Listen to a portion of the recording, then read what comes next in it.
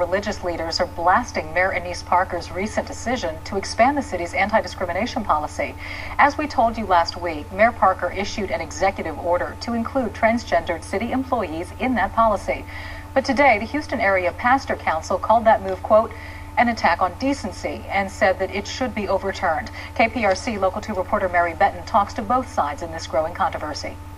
Houston City Council member Jones says she was fighting for one of her staff members' dignity when she began pushing for a change in the city's anti-discrimination policy. The transgendered city employee, who does not want to be identified, says she was harassed for using the woman's restroom because some still consider her a man.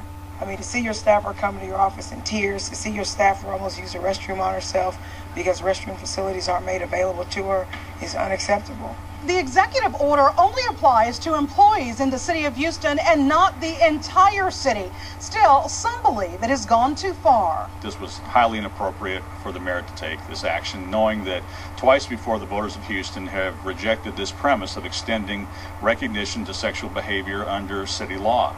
Dave Welch is the president of the Houston Area Pastors Council. He says the diverse group of Houston religious leaders will work to change the city's charter or to find a legal remedy to the mayor's executive order. Well, she may have the legal right. What we also know is the people have the legal right to hold her accountable and to overturn this, which is our full intent. In response to the complaint, Mayor Parker issued a statement saying, "We are simply codifying, putting in writing what has been the city's long-standing practice. We do not discriminate." Not being able to use the restroom or being forced to use a restroom that's inappropriate is a huge barrier to employees. It's a huge barrier to employment. Meanwhile, Councilmember Jones says she's grateful that her staff member is now being treated fairly and can only hope the executive order isn't overturned.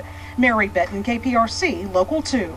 Now, the Houston Area Pastor Council is an interracial and interdenominational coalition of local clergy.